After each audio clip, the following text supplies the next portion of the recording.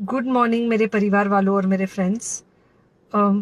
बहुत सारे डॉक्टर्स की तरह मैं भी बहुत परेशान हूँ, इसलिए मुझे लगा कि शायद मैं आपको अगर कुछ कुछ चीज़ें बताना चाहती हूँ और मैं शायद अगर ये बताऊँगी और अगर आप लोग सेफ रहोगे तो I might be at more peace. जैसे आपको सबको पता है कि बॉम्बे की हालत तो बहुत ख़राब है और धीरे धीरे बहुत सारे शहरों की और बहुत सारे स्टेट्स इवन टाउन्स की हालत ख़राब होते जा रही है। बॉम्बे की हालत तो इतनी ख़राब है कि हमारे हॉस्पिटल्स में आईसीयू बेड्स वेटिंग पे है, पेशेंट्स के लिए बेड्स नहीं है। It's a very very helpless, यानी मुझे इतना हेल्पलेस और लाचार कभी फील नहीं हुआ है। We have to literally manage patients at home with oxygen, and this is not something we are enjoying. So I really want all of you to follow a few things that I really am requesting you to follow. First, आप लोग please safe रहो। अगर आपको लग रहा है कि आपको 1 साल से कोरोना नहीं हुआ है इसलिए आप कोई सुपर हीरो हो या आपकी इम्यूनिटी बहुत अच्छी है और आपको ऐसे कुछ नहीं होगा, तो आप गलत फहमी में हो। हम यंग लोगों को देख रहे हैं। I mean, we have a 35-year-old who's on the ventilator and we are not able to help people now. So we do not want, we really don't want any of you to be in that situation. So sorry, uh,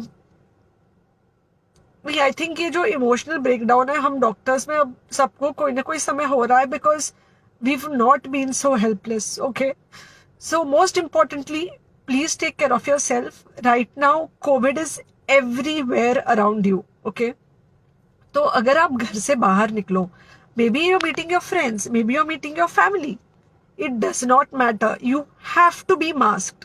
okay, just because आपको अभी 1 साल से corona नहीं हुआ है या आपको पिछले साल कोरोना होकर जा चुका है, इसका मतलब ये नहीं है कि आपको वापस कोरोना नहीं हो सकता। You can still get Covid.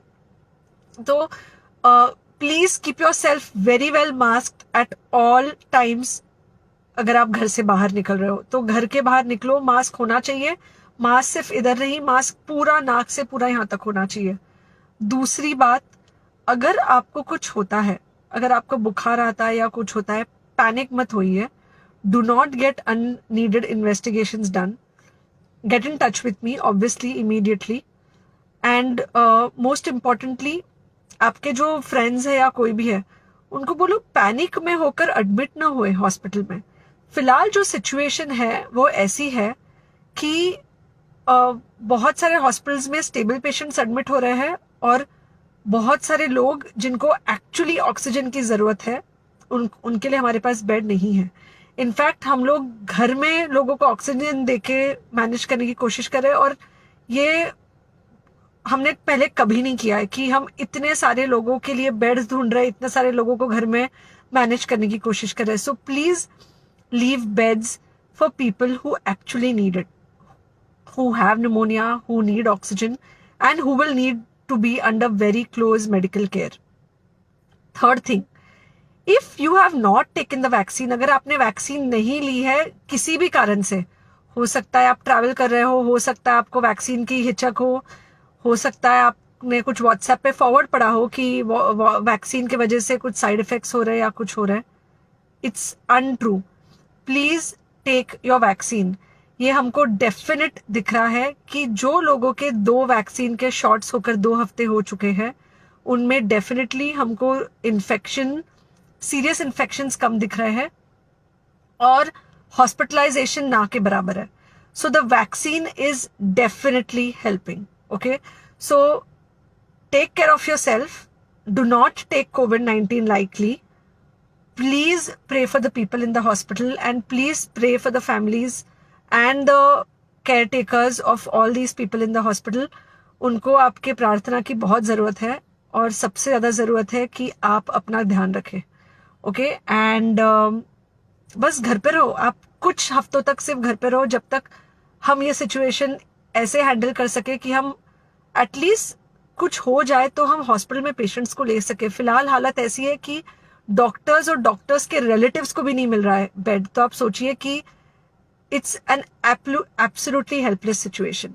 Okay, I think अगर हम सब इतना ध्यान रखेंगे, we will definitely come through this second wave very well. Okay, and then we will have to work on not allowing a third wave. So third wave का हम बाद में सोचेंगे, वो तो नहीं आना चाहिए, पर जो ये सेकेंड वेव है इससे हमको कोई भी हालत में एकदम सेफली निकलना है. Okay, take care, I really love you.